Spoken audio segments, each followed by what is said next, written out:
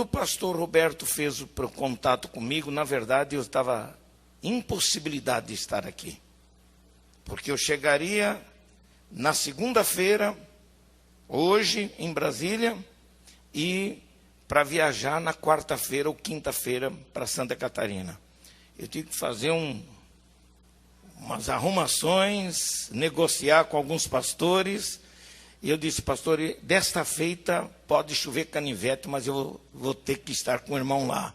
E então eu estou aqui, tenho certeza, pela grande bondade do Senhor, e para poder compartilhar a palavra de Deus. E o pastor me solicitou que trouxesse também um assunto que diz respeito principalmente ao resgate da pregação bíblica em função das distorções que têm acontecido na nossa Assembleia de Deus no Brasil nos últimos anos, com muitos pregadores que, lamentavelmente, não sei por que eles se chamam pregadores, não têm compromisso com a palavra, não têm compromisso com a nossa teologia, não têm compromisso com a nossa hermenêutica, e então ficam inventando histórias, e um bocado de igrejas recebendo isto, porque pastores os recebem,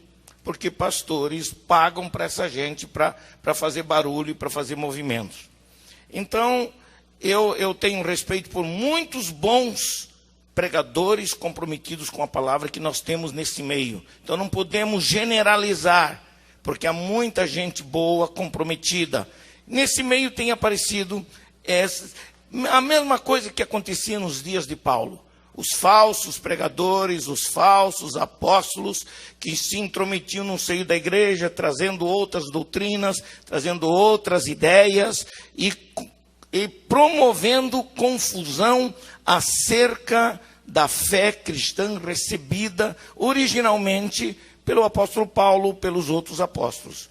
Então a nossa preocupação será isto. Na sua apostila, abra a sua apostila, por favor. Na sua apostila, o irmão vai na página 21, se não me engano. Onde é que é? 21 não. É 21 mesmo? É 21, isto. Nós temos ali o título destas palestras que eu vou dar aos irmãos. Então, meu assunto não vai ter um caráter muito teológico, como normalmente eu costumo fazer em todas as escolas bíblicas no Brasil. Mas tem a ver com o nosso compromisso com a nossa teologia, com a nossa liturgia, com a forma como nós pregamos e ensinamos a palavra de Deus. O objetivo disto aqui não é apenas denunciar coisas ruins e falsas que possam estar por aí. O objetivo, essencialmente, é resgatar nossos valores quanto à pregação bíblica que nós devemos pregar no nosso dia a dia eclesiástico aqui no Brasil. Então, o resgate querigmático da pregação bíblica. A palavra querigmático vem de querigma. A ideia essencial da palavra querigma no grego é exatamente proclamação.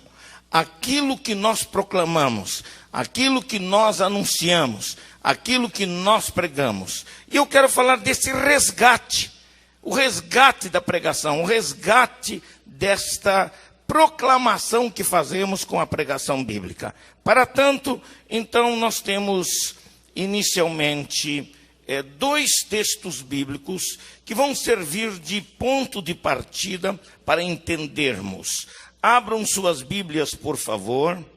Abram suas Bíblias, por favor, na carta de Paulo aos Romanos.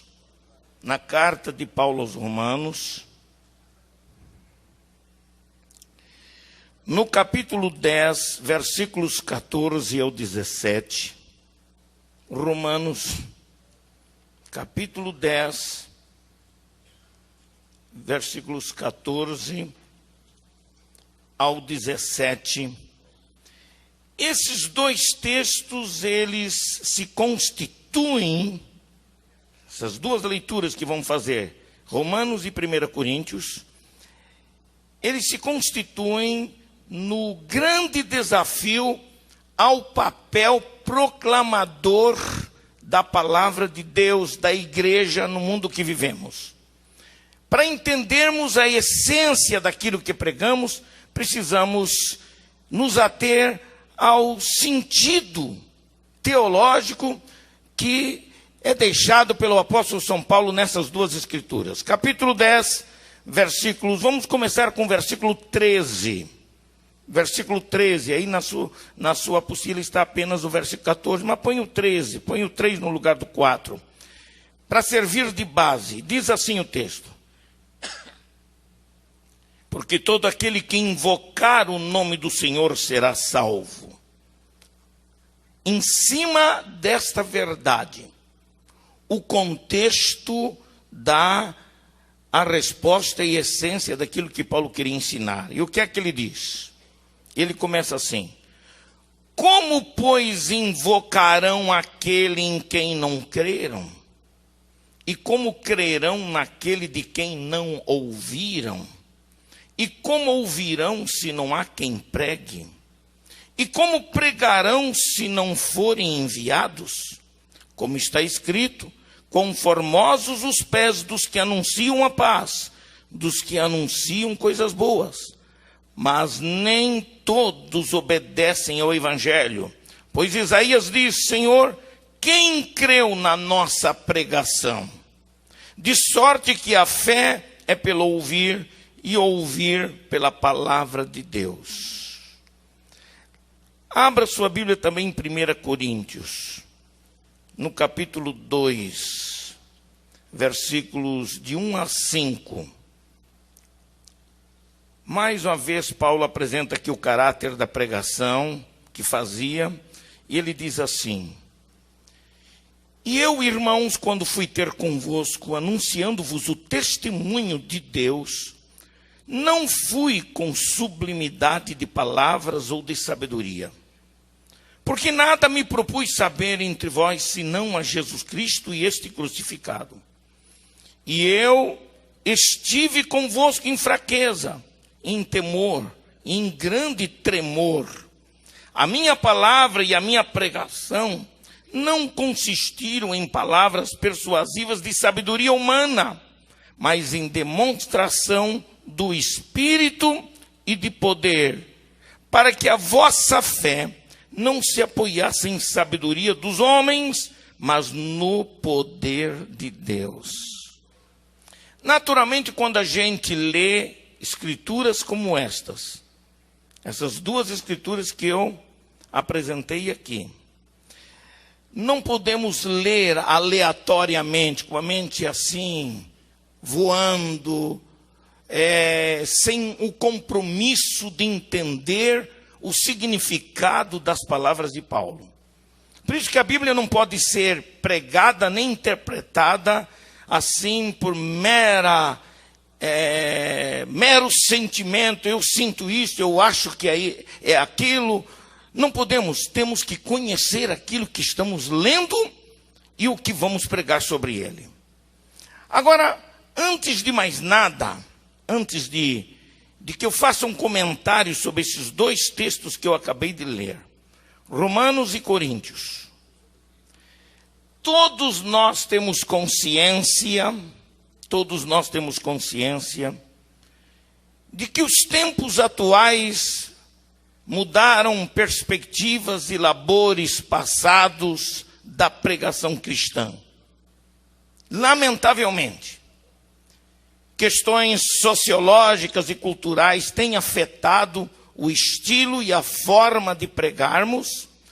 Tanto a pregação como o próprio pregador são influenciados pelos sistemas modernos que aparecem aí e que acabam usurpando a genuinidade da palavra de Deus. Discute-se hoje, para os irmãos terem uma ideia, discute-se hoje, no meio evangélico, a viabilidade ou não da pregação. Porque nos nossos tempos modernos, já se iniciou prestem bem atenção nisso, meu querido pastor Roberto. Amém. Já se iniciou uma rejeição, escutem isso, a pregação em favor de uma liturgia artística ou de entretenimento. As pessoas, para atraírem, ou seja, os líderes, muitas vezes, muitos líderes por aí, para atraírem as pessoas aos cultos, eles precisam inventar e descobrirem coisas que possam chamar a atenção das pessoas para estarem lá. Onde hoje o objeto principal do culto, de uma liturgia, que está na pregação, está perdendo o seu espaço. Assim, bem devagar, mas está perdendo espaço. Está perdendo espaço.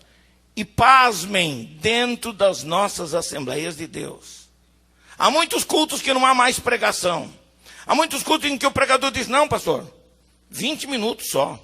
Não tenho mais que 20 minutos. Não precisa de 20. Aí fica 2 horas numa cantoria enorme, para cá e para lá, apresentação disso, apresentação daquilo. Quando chega os 20 minutos, o povo já está saturado, nem está disposto a ouvir 20 minutos, porque também em 20 minutos ninguém diz nada e o que diz não se aproveita nada. A falta de conteúdo, a falta de compromisso com a Bíblia, a falta de unção, de autoridade espiritual para pregar, está fazendo com que as nossas igrejas comecem a sofrer esses tipos de coisa. Então o que acontece? No mundo evangélico, não é só nas Assembleias de Deus, no mundo evangélico, questões radicais que envolvem a credibilidade da pregação. As pessoas estão perdendo a atração pela pregação porque ela está perdendo credibilidade. Ora, uma pregação só perde credibilidade quando aqueles que pregam não correspondem à expectativa das pessoas. Essa que é a verdade. Agora vejam só, meus irmãos, tanto quanto ao papel dos pregadores, quanto ao conteúdo, quanto à atração da pregação, são questões que estão envolvendo a credibilidade da pregação. Como pentecostais que somos, sempre enfatizamos valores espirituais acima dos valores meramente técnicos e intelectuais da pregação. Eu ensino homilética há muitos anos. Tenho livro de homilética para ajudar os pregadores novos a desenvolver e tem sido uma bênção para muita gente. Mas se um pregador depender apenas do livro de homilética e das técnicas de homilética para se tornar um bom pregador, ele está fadado ao fracasso. Ele estará fadado ao fracasso. Nós cremos na unção do Espírito Santo, sim, como um investimento de autoridade espiritual sobre aquilo que pregamos e também sobre os pregadores. Não tem nada a ver com esta unção arranjada, inventada, essa unção de Araque que tem estado por aí, que o camarada pega azeite, derrama em cima da cabeça e sai por aí. Não tem nada dessa história da unção distributiva, ou seja, em que a pessoa disse, eu fui num púlpito de igreja e o pregador dizia assim, eu estou sentindo uma unção, ela está aqui na minha mão, e o povo ficava pasmado, olhos arregalados para a mão do pregador. Está aqui, está aqui, está aqui. Você quer um pouco da minha unção? A presunção do pregador. Quem é que disse que a minha unção serve para o pastor? A minha unção só serve para mim. A minha unção é um investimento da autoridade espiritual que eu recebo de Deus para pregar a palavra de Deus. Ela é útil para mim. Ela é útil para que eu desenvolva o ministério, para que eu fale a palavra de Deus. Ela não é alguma coisa para ser manipulada por quem quer que seja, por presunções, vaidades ou coisas semelhantes, como a gente tem visto ultimamente. A despeito do pessimismo de alguns grupos cristãos nos tempos atuais, que não mais creem no fascínio do púlpito. Eu vou usar essa palavra aqui, fascínio do púlpito. O púlpito atrai, senão a gente não teria tantos pregadores. Eu fui lá em Camboriú a convite do pastor Cisino, porque ele andava preocupado com alguns pregadores, pregando uma porção de coisas ruins por aí afora. E ele disse: pastor Linai, eu quero que você venha aqui dar um seminário para pregadores itinerantes. Ele disse: pastor, eles não vão estar aí. Eles não vão ter paciência para me ouvir. Eles acho que fazem questão de não me ouvir, com algumas exceções, é claro. Ele disse: não, mas aqui eles vão ter que vir, porque se eles quiserem continuar pregando aqui na festa dos Gideões, eles vão precisar vir. Então fomos na marra. E eu e o pastor João Maria Hermel, que vai estar com vocês, estivemos por 2 vezes juntos lá. O objetivo é exatamente isto. O que a gente percebe? Tem um monte de gente que é fascinado pelo púlpito. E não há pecado nenhum nisso. O púlpito tem um fascínio especial. Ele tem uma atração especial. Ele tem um glamour especial. Indiscutivelmente. Mas independente do glamour do púlpito, do fascínio do púlpito, nós temos que lembrar o que é que está por trás do púlpito. O que é que eu tenho para apresentar ao povo? Nós ainda cremos, irmãos, nós ainda cremos que Deus não muda quanto aos seus métodos para a proclamação do Evangelho.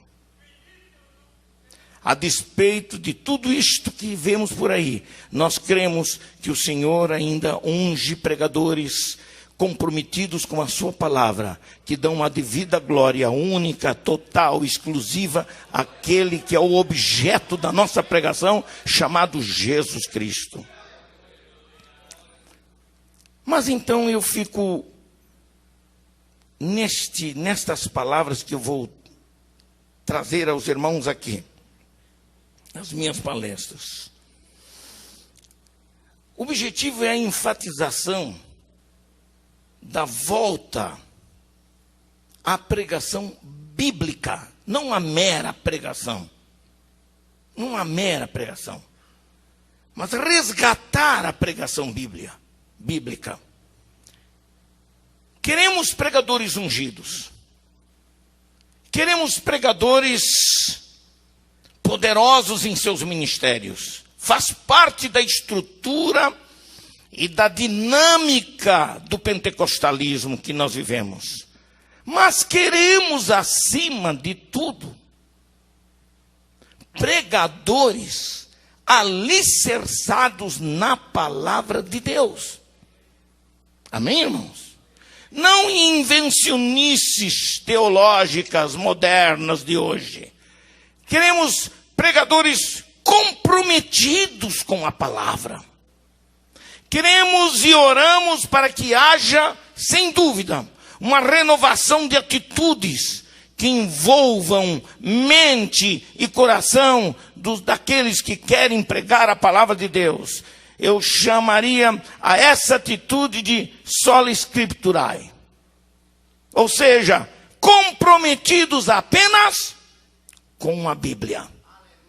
Apenas com a Bíblia. Amém, irmãos? Mas eu disse que os 2 textos que nós lemos, eles se constituem num desafio ao papel querigmático da igreja no mundo que vivemos.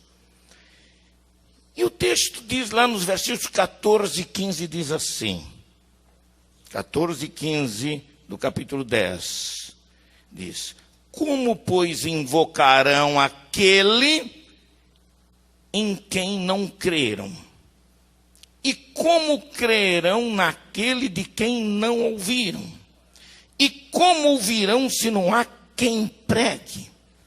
E como pregarão se não forem enviados?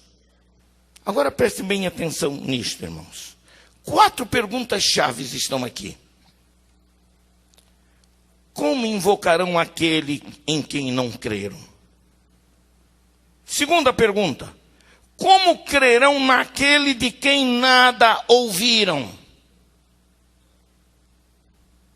Como ouvirão se não há quem pregue? Terceira pergunta. Quarta pergunta. Como pregarão se não forem enviados? Eu não vou fazer uma exegese deste texto aqui, porque não cabe neste momento, mas apenas vou dizer algumas coisas, responder essas 4 perguntas de forma bem objetiva e direta.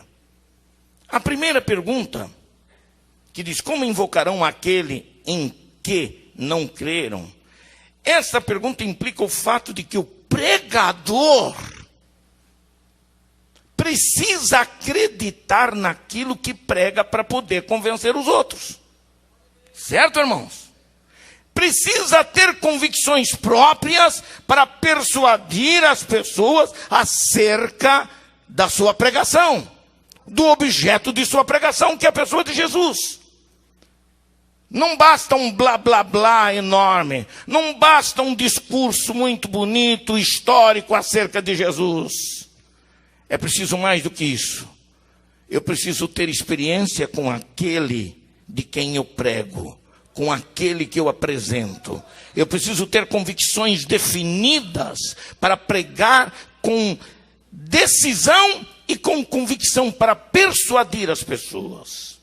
A segunda pergunta diz, como crerão naquele de quem nada ouviram? Seria possível que num púlpito de igreja se fale de muitas coisas, mas não se fale exatamente da palavra de Deus, ou não se fale exatamente do objeto da pregação, que é o Senhor Jesus Cristo? Lamentavelmente, sim. Sabe o que significa isto? Essa segunda pergunta implica a responsabilidade do pregador em pregar aquilo que experimentou em sua própria vida. Aquilo que ele experimentou em sua própria vida.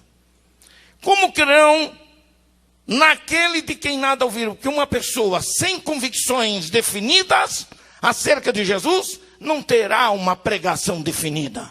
Não terá uma pregação persuasiva. Ele será persuasivo com as pessoas se ele transmitir, não apenas com inteligência, mas com coração. Por isso, mente e coração andam juntas nessa hora. Razão e sentimentos trabalham juntos nessa hora. É aquilo que eu vivo, que eu sinto, que eu experimento para poder convencer as pessoas. A terceira pergunta é, como ouvirão se não há quem pregue? Naturalmente, a terceira pergunta apela à falta de pregadores autênticos para pregar apenas Jesus Cristo. Apenas isso. Naquele seminário lá, tinha mais de 500 pregadores inscritos. Mais de 500.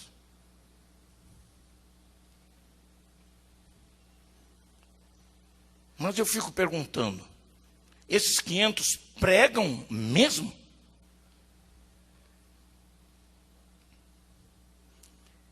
Eles têm convicções definidas, biblicamente, teologicamente? Estão eles comprometidos com a nossa teologia pentecostal?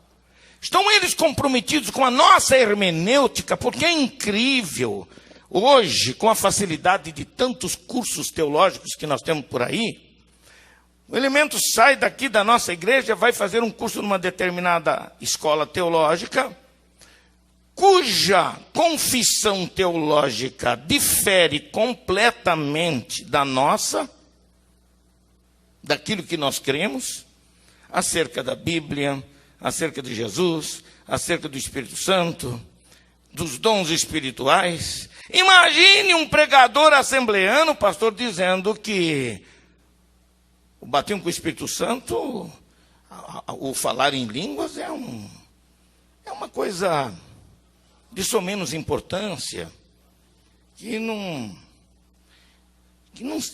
temos necessidade das línguas. O que importa é o amor. Na cara de pau, eu vi um pregador dizendo na minha frente, assim, eu me senti desaforado. O que importa é amor, precisa amar. Se a gente ama, não precisamos de línguas. Porque ele não sabe nada de bater com o Espírito Santo. Se foi, há muito tempo perdeu. E se perdeu, não está interessado em renovar. Mas eu sei, pastor, o quanto me vale falar em línguas, em momentos em que o meu intelecto não consegue orar a Deus, o meu espírito ora. Isso é privilégio. Nós pentecostais não podemos abandonar esta experiência. Não há batismo com o Espírito Santo sem o falar em línguas, sem a evidência física do falar em língua. Não há. Muito bem.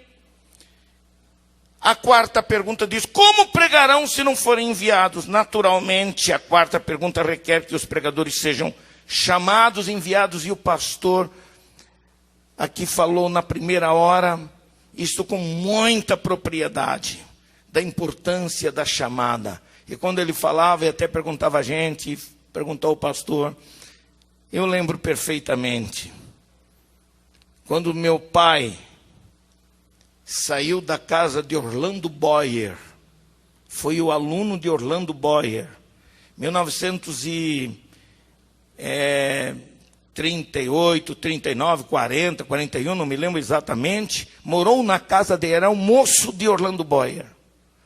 J.P. Colenda foi para Florianópolis, e quando chegou lá, descobriu que o irmão Osmar Cabral, meu pai, não era apenas um bom estudioso interessado, mas era um pregador autêntico, tinha características de um pregador. Então trouxe da casa do pastor Boyer para a casa dele em Florianópolis. Meu pai foi aprender homilética, foi aprender a ser um pregador. Muito bem, meu pai se tornou um obreiro, ainda solteiro, casou-se. Ao casar-se, ele fez um compromisso com a minha mãe e disse: eu quero um filho. E quero que este filho seja dedicado à obra do Senhor. Você concorda comigo? Falou para minha mãe. Disse: pois é isto que eu vou fazer. É isso que nós vamos fazer. Eu fui. Quando veio descobriram que eu já estava lá, crescendo no ventre da minha mãe. Então eles oraram por aquilo. E toda a minha vida foi acompanhada com uma certa preocupação, sabendo que eu seria um dia dedicado à obra de Deus. Nos meus 12, 13 anos, eu me frustrei demais com a igreja e com o ministério, não com a fé.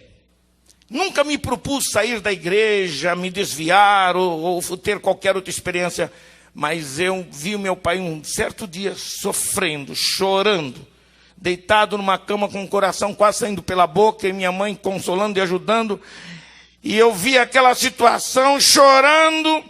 Eu não pensei em voz baixa, em silêncio, falei em voz alta e disse: nunca eu vou querer ser um pastor. E saí assim, do quarto para a cozinha. A minha mãe deixou meu pai lá no quarto onde estava, disse: Elianai, vem cá.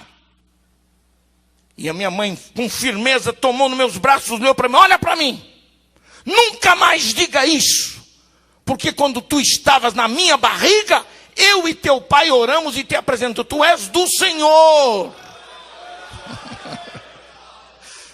É por isso que eu estou aqui hoje. Não adiantou fugir, pastor.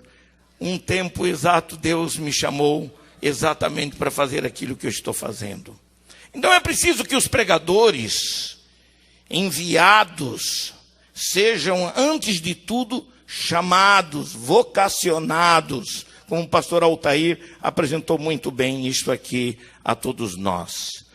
1 Coríntios capítulo 2, que nós lemos aqui, nos dá também alguns aspectos para entendermos a nível de introdução desse assunto, sobre o texto. Eu vou ler de novo, 2, de 1 a 5. Olha o que diz a palavra.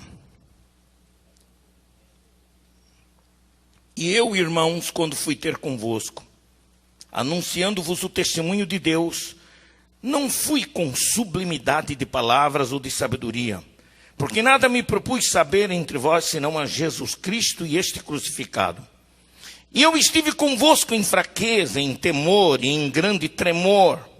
A minha palavra e a minha pregação não consistiram em palavras persuasivas de sabedoria humana, mas em demonstração do Espírito e de poder, para que a vossa fé não se apoiasse em sabedoria dos homens, mas no poder de Deus. Na verdade, o apóstolo Paulo mostrou aos coríntios que a glória da pregação não estava na erudição, na sublimidade de palavras, como ele usa aqui, como está no texto sagrado, nem na superfluidade do pregador, ou na exibição da retórica que um pregador pode ter para pregar. Mas a glória da pregação estava em pregar Jesus Cristo, o crucificado. Amém? Paulo estava convicto de que a pregação verdadeiramente persuasiva, deveria ser, antes de tudo, simples e objetiva. Jesus Cristo era Senhor e Salvador. Amém, irmãos? Jesus Cristo era Senhor e Salvador. Agora vejam só, em outra coisa que Paulo procura destacar aqui, a fé não deveria se firmar em vãs filosofias da sabedoria humana, mas no poder de Deus. Mas os enviados para pregar têm a responsabilidade de inspirar fé no coração dos seus ouvintes pela sua pregação. Esse é o papel do pregador. Ele é um canal de bênçãos. A fluidez do seu discurso, da sua pregação, se manifesta exatamente na simplicidade e na objetividade daquilo que ele vai pregar. Centenas de pregadores, ou de pretensos pregadores,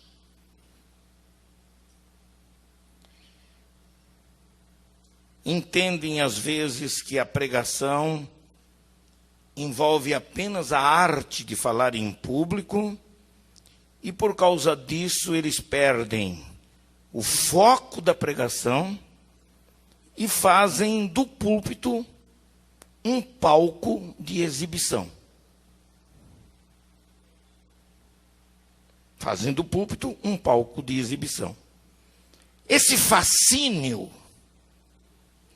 pelo púlpito, esse fascínio, quando ele é genuíno, quando ele é comprometido com a mensagem cristã, indiscutivelmente produz no coração e na mente do pregador a consciência de que falar a palavra de Deus implica em dizer apenas o que está em sua palavra.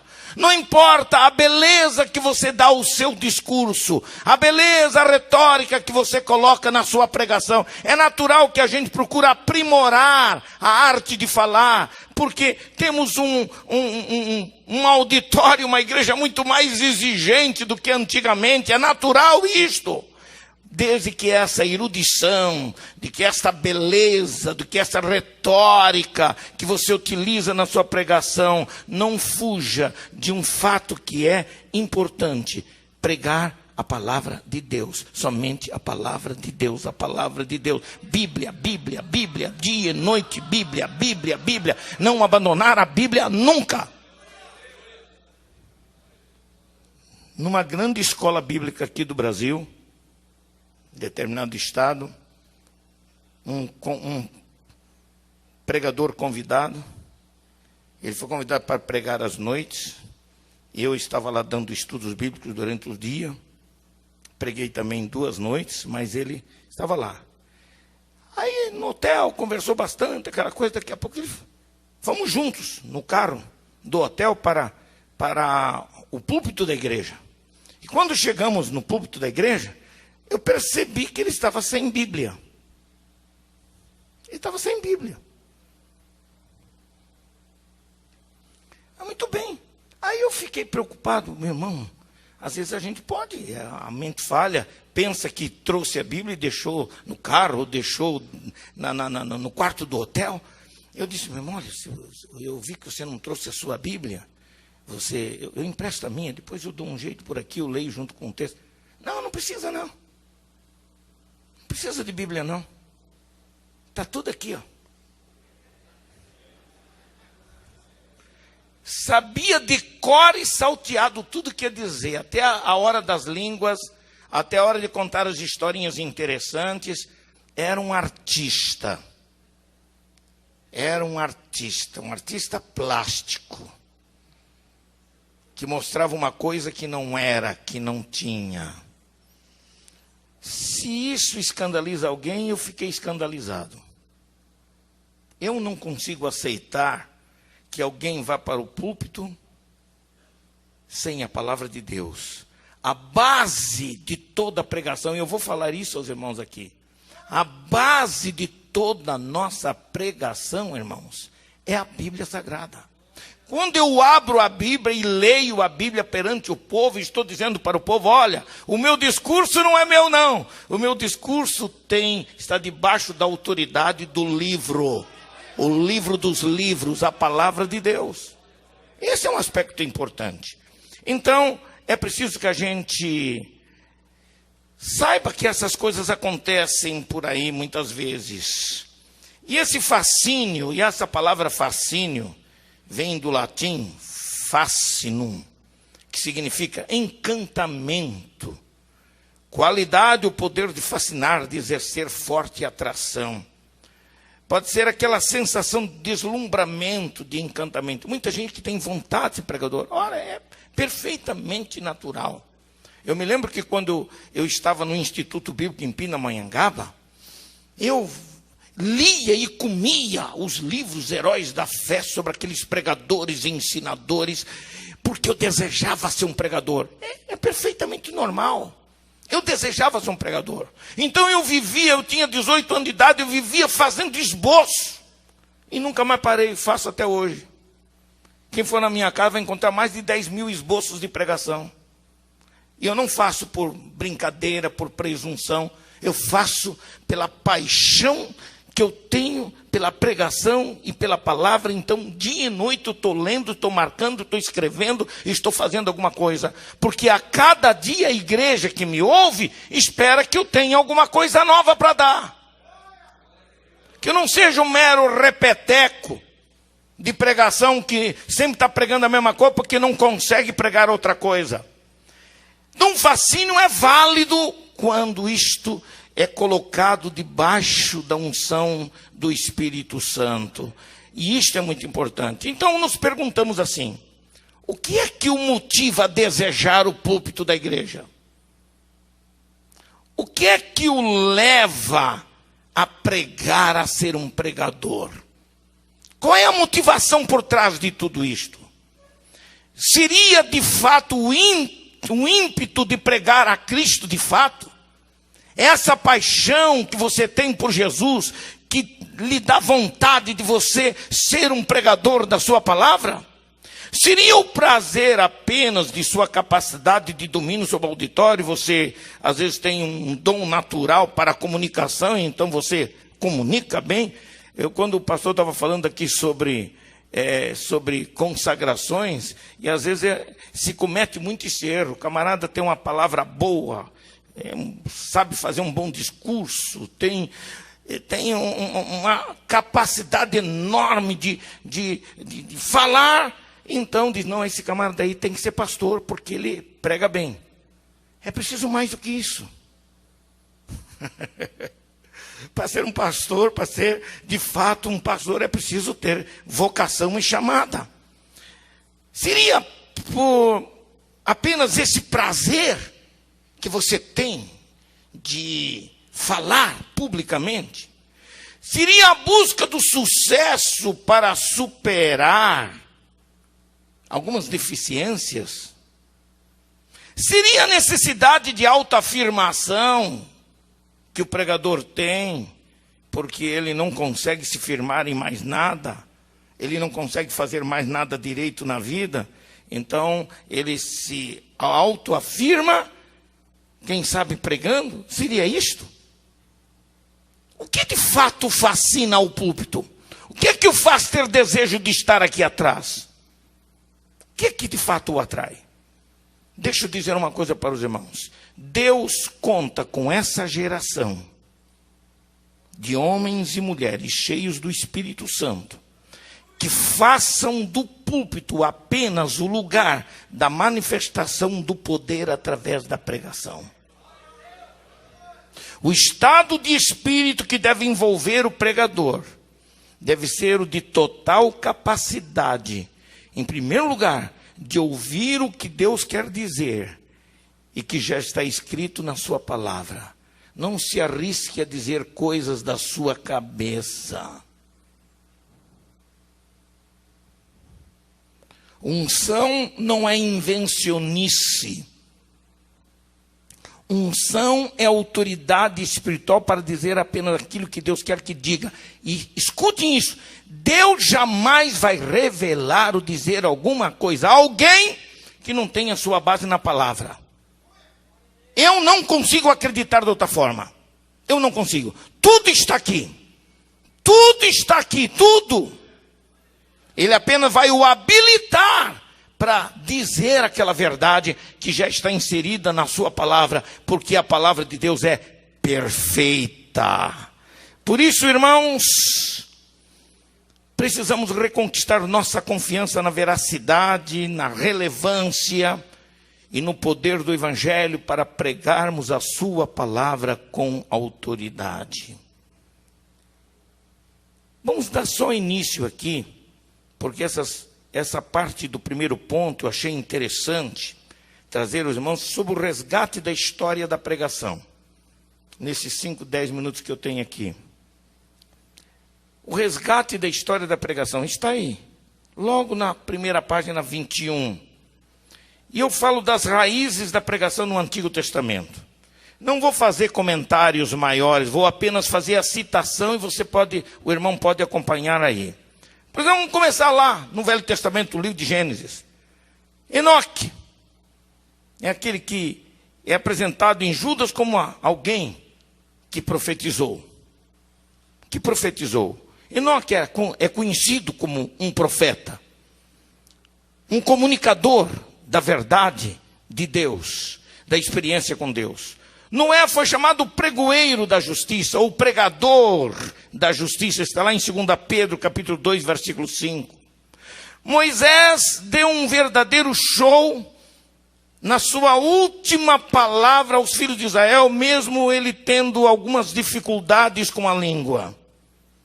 Mesmo ele tendo algumas dificuldades físicas para falar, ele sempre usava alguém para falar, mas ele dá uma demonstração, faz uma pregação espetacular, quando ele dá sua última mensagem lá em Deuteronômio, capítulo 33, e versículo 1, ele abençoou os filhos de Jacó, e este ato de abençoar implicava em trazer à tona todos os mandamentos e princípios que ele havia recebido de Deus, para que o povo pudesse viver.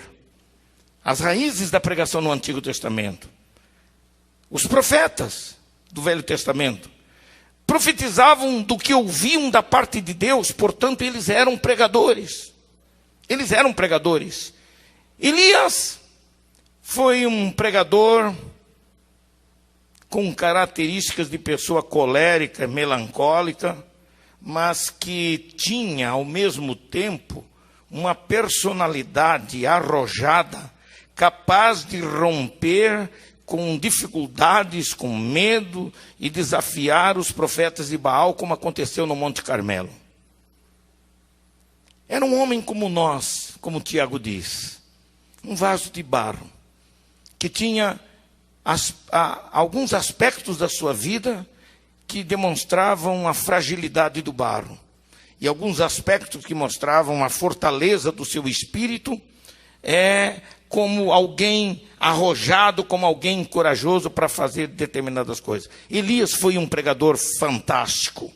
Amós foi um pregador profético muito corajoso, que quando a gente lê o livro de Amós, descobre que ele foi corajoso para denunciar os pecados de corrupção moral de Israel, que estava afetando toda a vida espiritual e religiosa de Israel. Esdras, eu diria que foi um pregador intelectual, meio fleumático, porque ele era um escriba hábil na lei de Moisés. Mas diz a Bíblia que o seu amor pela palavra foi tão grande que ele pregou num púlpito de madeira. Pregou num púlpito de madeira e o povo ouvia e chorava, e tomou decisões importantes de voltar ao Senhor. Esdras, lá no capítulo 7, versículo 6. Isaías foi o pregador messiânico que anunciou a vinda do Messias para salvar o seu povo, e diz a história que ele foi martirizado durante o reino de Manassés. Isaías, um pregador fantástico. Jeremias foi o profeta das lágrimas, que chorava pelo seu povo e pelo seu Deus. Foi corajoso suficientemente para denunciar o pecado de Israel num período de grande desintegração do reino de Judá, especialmente. Exatamente Jeremias. Ezequiel foi o profeta no período do exílio babilônico, com uma mensagem de alcance escatológico fantástica, visando, olhando para frente, e Deus revelando para ele coisas que Deus faria com o seu povo, a sua gente. Logo à frente a gente vê um pouco dessa revelação expandida e explicada no livro de Daniel, ao que Deus revelou ao profeta Daniel. Zacarias aparece entre os 12 profetas menores, capaz de pregar ao povo a necessidade de se resgatar as prioridades espirituais, para que o povo restaurasse a sua comunhão com Deus, a sua vida econômica, a sua vida moral, a sua vida espiritual. Malaquias foi outro pregador fantástico. Abacuque foi um pregador muito culto, que pregava poetizando, era um poeta sobre a situação caótica em que vivia Israel, e que se perguntava por que coisas ruins estavam acontecendo com seu povo. Foi um pregador fantástico, Abacuque. Miqueias foi um pregador de estilo simples e vigoroso, que tinha coragem suficiente de empregar figuras de linguagem que pudessem representar o estado espiritual do povo de Israel, especialmente no 8º século antes de Cristo. Esses são os pregadores nas raízes históricas do Velho Testamento. No Novo Testamento, quem não se lembra de João Batista? O pregador que atraía as pessoas para ouvi-lo no deserto. As pessoas iam para o deserto para ouvi-lo. Ora, incomparavelmente, Jesus Cristo, o exemplo maior, o pregador itinerante mais extraordinário que se conheceu na história da mensagem de Deus para o povo. Pedro, o pregador intrépido, pescador que revelou o conhecimento das Escrituras e que chegou a surpreender a todo mundo em Atos 2, 14 a 40. Muita gente cai por terra quando descobre que Pedro, ele não falou tudo aquilo que falou por mera, porque ligou algum fiozinho lá no céu, e que é o caso de muitos pregadores, pensam que é assim que acontece. Não, ele conhecia a história, ele conhecia a Bíblia, ele conhecia tudo, e nessa hora o Espírito Santo apenas fez lembrar, trouxe a memória, e Pedro deu um dos maiores sermões da história do cristianismo que nós conhecemos, lá no capítulo 2 e 3. Estevão, o pregador erudito nas Escrituras, ardoroso na sua pregação. Paulo foi um pregador convincente, que pasmava a todos os que lhe ouviam pelas suas argumentações. Era um homem extremamente teológico, era um mestre no verdadeiro sentido, mas que atraía as pessoas por causa da capacidade que tinha de pregar. Se destaca um Apolo, eu podia citar outros nomes, que foi um pregador culto e talentoso, que aparece lá nos Atos dos Apóstolos, capítulo 18, 19, etc. E que dizer da pregação através dos pais da igreja? Os pais da igreja dizem respeito a todos aqueles apóstolos e aqueles que se foram discípulos dos apóstolos, tais como João Crisóstomo, Ambrósio, Aurélio, Agostinho, que a despeito de algumas heresias no meio das suas prédicas, mas foi um grande teólogo, conseguiu influenciar muito o pensamento cristão. E a pregação no tempo da Reforma, Martinho Lutero, João Calvino. Eu fui àquela cidade de João Calvino, na Suíça. É Bruxelas? Não. Bruxelas é na Bélgica, né?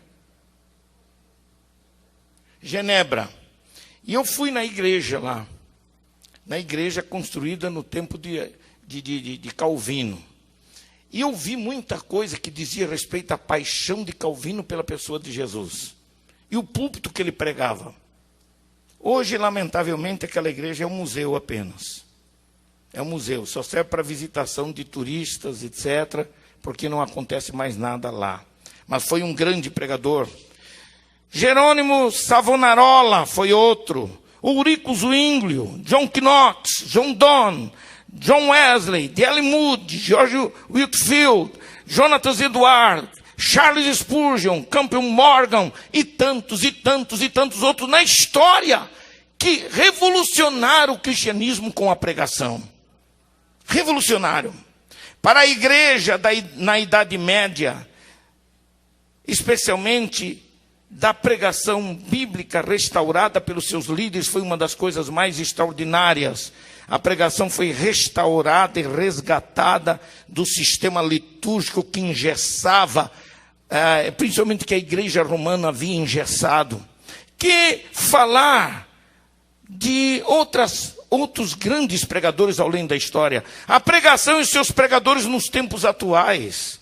Eu poderia cometer pecados sem não lembrar alguns nomes interessantes, não só no mundo lá fora, mas aqui no Brasil, que se destacaram nos últimos 100 anos, especialmente do movimento pentecostal. Podia lembrar de muitos deles, que contribuíram para construir a história do pentecostalismo no Brasil.